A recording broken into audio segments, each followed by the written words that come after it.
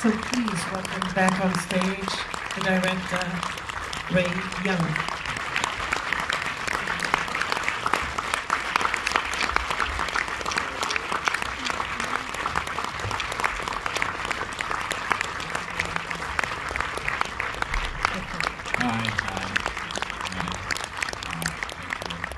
I want to introduce my team.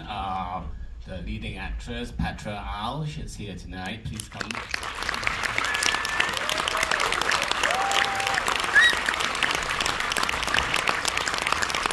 And the producers, Teresa, Sandy, Michael J. Werner, Chowie, and executive producer, Spanking.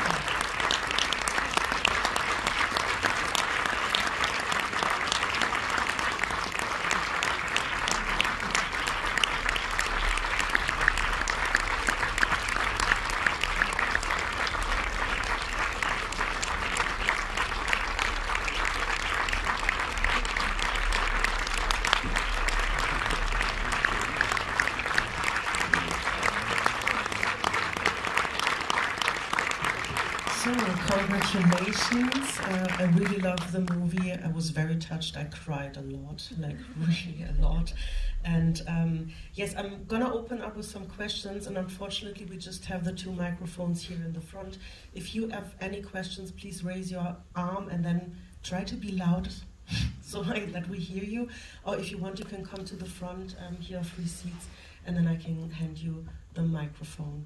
So, I was wondering, you know, because this is your second movie in Berlinale here in Panorama, and it's also the second movie where you address a very particular topic, so it's age and being queer. And I was wondering, how did you find the story? Like, what was interesting you the most with this story? This is very short. Okay. I have to move myself to here, okay? Mm-hmm. All yeah, right, the cable is like... a bit difficult. All right, okay, so in 2020, I went to a talk in Hong Kong about LGBT rights, about inheritance. And the guy who was the speaker, he kind of quoted 3 cases, people that he knew who had that kind of situations that their partner passed away. And they overnight lost everything, not just their partner, but also the family that they thought they had. Also the home that they lived in, on top of that, their identity and dignity. So those are the things that really affected these people. So after I interviewed them, so I asked the speaker, would I be able to interview some of these people? So he introduced me to some of them. Some of them didn't even want to speak to me, but some of them did. And I found out there was a lot of common themes that they have.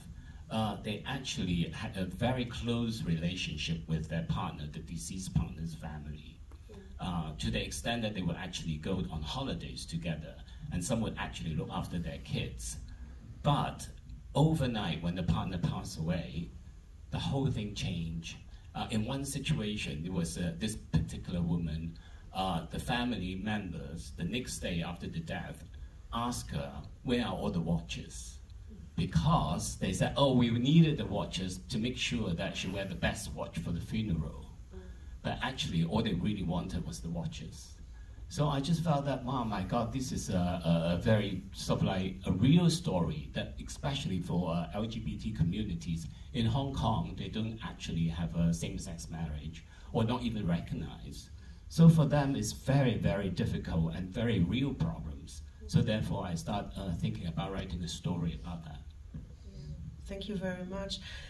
For you, Petra, I have the question, you know, when you were reading the script the first time and getting to know Angie, what was like most attracting you to play that role, and what was challenging also, because you had such a complex person, such a complex figure, and played it like super beautifully. I was really, like, I'm a big fan. Yeah, tell me about your approach. When I first talked to Ray about the script, I was very touched. Of course, it's something that I never thought about, but then, you know, it dawned on me that, yeah, something like that could really happen. it is a complex character in the sense that it's also very simple, because these are just two people fell in love many, many years ago. They lived together, you know, they're just like ordinary man and wife, and then suddenly something like that. It's like, you know, a pool of water, and suddenly something, you throw a stone in and it's kind of erupted. It's like a volcano. And suddenly you realize all those things are not what you expected. And you have to go through a journey thinking, even doubting your partner, that she doesn't care for you enough to take care of you after her death. And then in the end, you know that, you know, it's by the hands of fate that she did not go to sign the will, but she had the intention, and it restored the love. Well, in a sense that you shouldn't have doubted her, but then, you know, we are human and we did. And maybe that's where the complexity comes in. Yeah. Thank you. Thank you very much.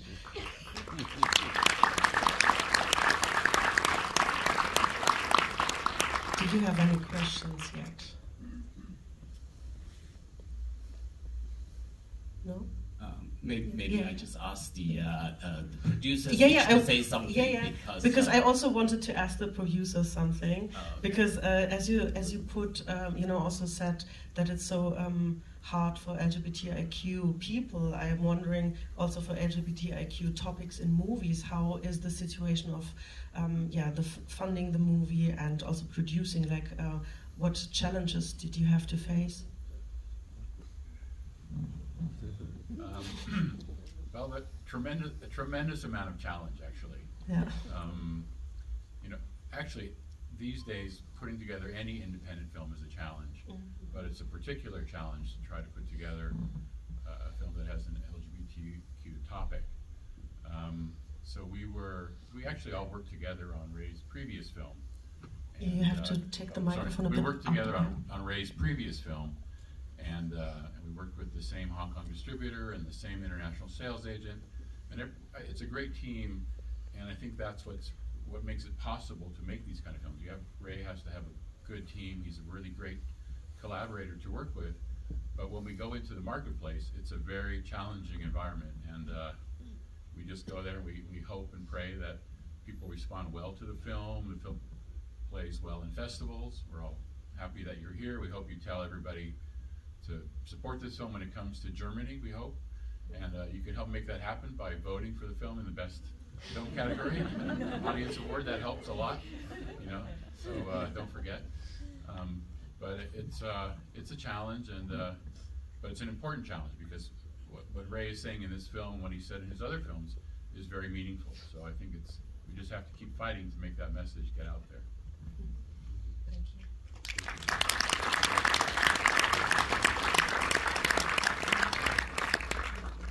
Yes. Yeah, you have to be really loud. Yes, so actually I'm from mainland China. I resonate a lot. I live with my partner here in Berlin. So just thanks for the movie, it's really touching. I just want to ask, I really like the ending part, and also Angie brought up about her childhood.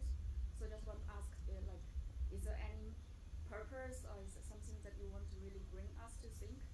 Like the reason why like Angie brought up this childhood. Right. Okay. Mainly it's about the ending.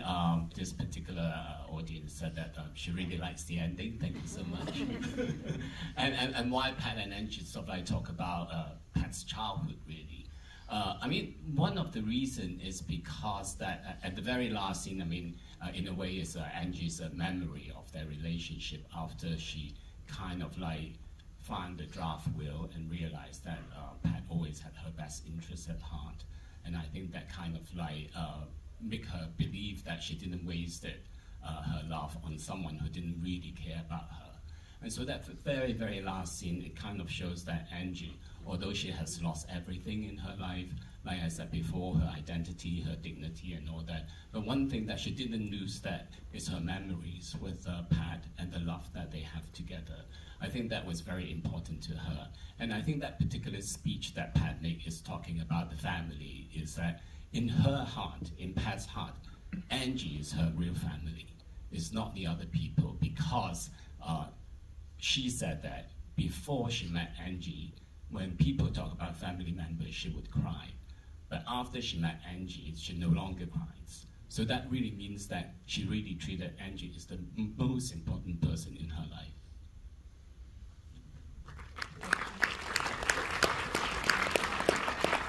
Yes. Yeah, you. Yeah.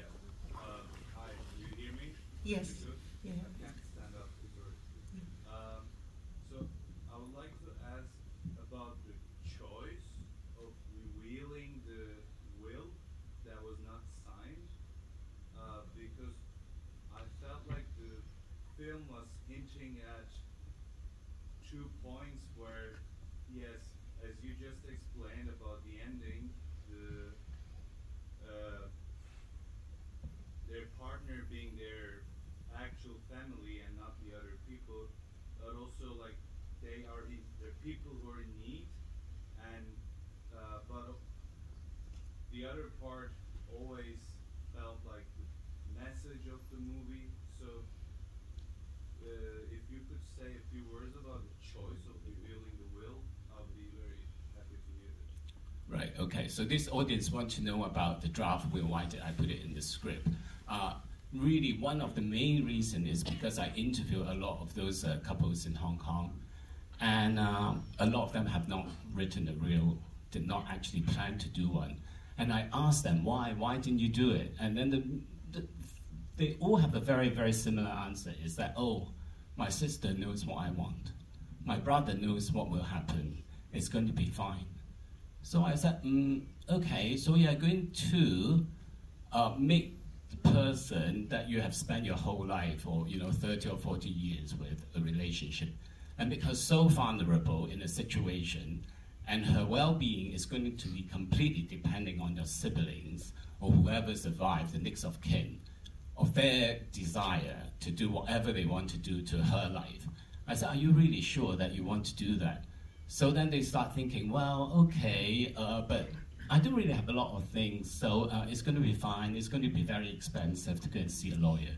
So the next time I actually go and meet these couples, I actually bring a business card of the lawyers with me. And then after I talk to them, I said, look, it's not really that expensive to go and see a lawyer these days. It's not that complicated. You really need to protect your partner. So go and see a lawyer after this meeting. So that's part of the reason that I wanted to put this in, is that you really have to protect your loved one. You cannot just leave it out there and hope that for the best. And that's why the English title is All Shall Be Well, because it's showing that these people are too optimistic, thinking that their family members is going to take care of their loved one. Because when you put them in a situation like that, things will change when money does make people do different things. Yeah. Please.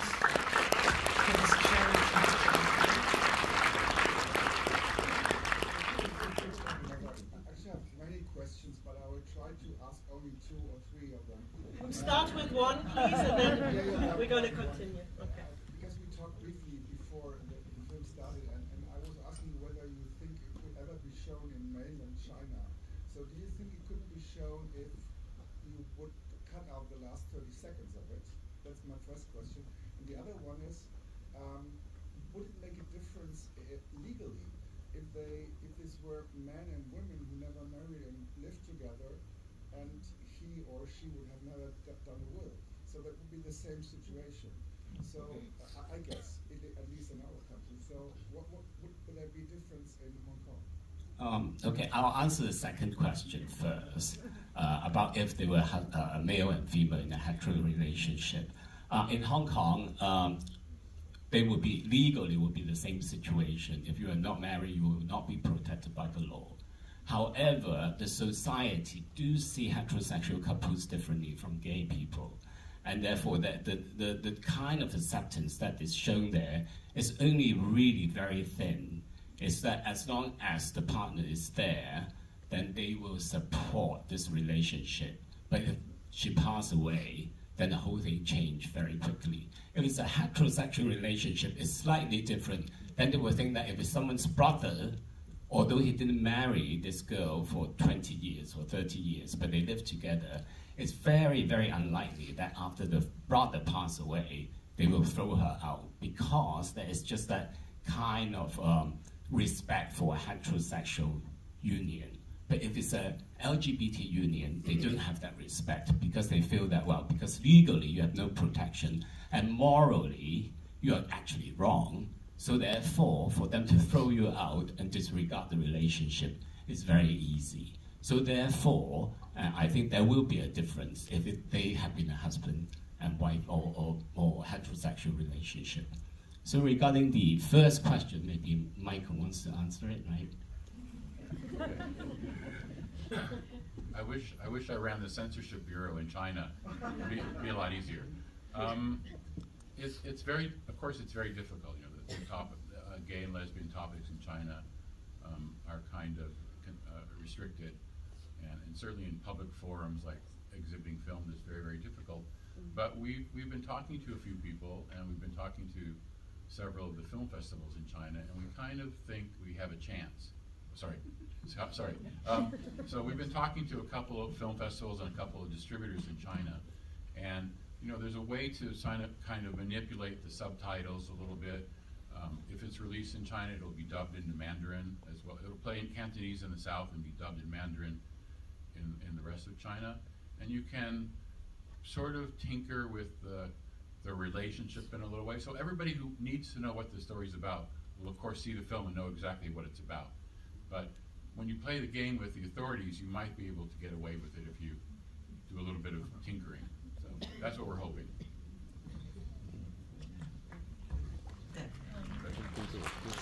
Last row, so you really have to be very loud, or you could just come downstairs if you want. That's good.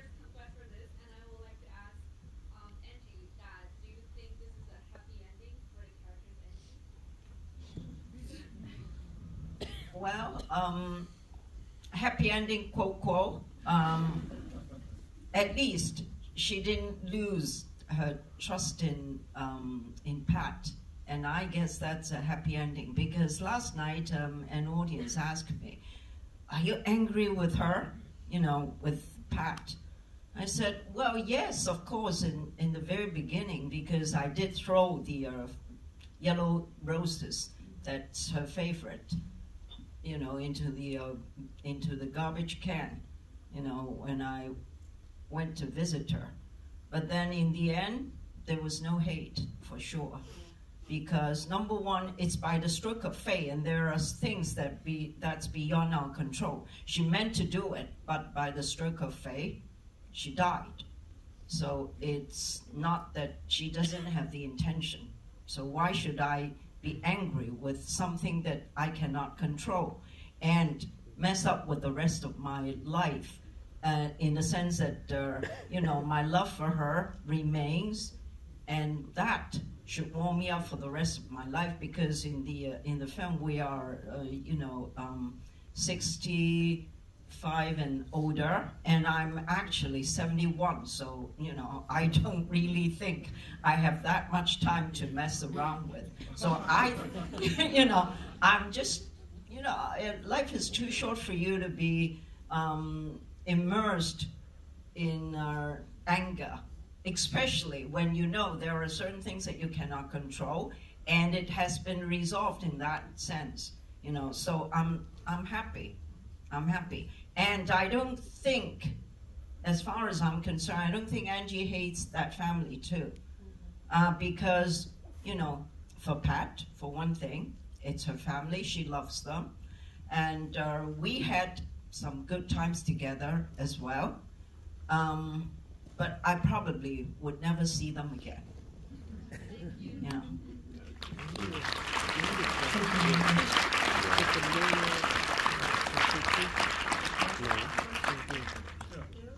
So one last question, if you want. I don't want to scream. Can Oh, yeah, you don't can, want- can, Okay. I scream. It's fine. Okay, sorry. I have to scream in the back. I think. Oh, thank you so much. It's okay. Yeah. Thank you. I wanted to ask, first of all, when did you know that you weren't gonna show the death, or like, was it always in the script like this? And second, what does Victor feel now? What does Victor feel? Yeah. Oh, okay, all right. Thank you. Okay, all right. So, well, we did shoot it. We did shoot the death scene, so to speak. But I just don't feel it's necessary. I think sometimes we don't really need to see it and make the audience guess a little bit. I think that is just more interesting. Sometimes less is more. So, I mean, we shot it and we tried a couple of versions and we just felt that it's better not to have it in it. Regarding what do you think Victor feels? I think perhaps guilty. I think that's that last shot of him looking at the pictures. There's a sense of regrets a little bit maybe, but it's also very ironic because he is someone that who always idolized the relationship, particularly Pat and Angie's relationship, and comparing to possibly his parents, and he wants to be meet someone and be in a relationship like Pat and Angie, but at the end he's the one who betrayed Angie and Pat really, and hurt Angie the most. So I mean, in that sense, that that character's journey is very ironic, and it's also very sad. So whether he'll be happy, possibly for a short time he will be, but whether he'll have regrets, I think he possibly would. So thank you very much, Ray, for this movie, and maybe we can close the night with let's be somehow happy. Let's write a will, seriously, and not stick with hate, but transform it into something else, because life is too short. And yeah, don't forget to vote and spread that this movie is great. Thank you very much.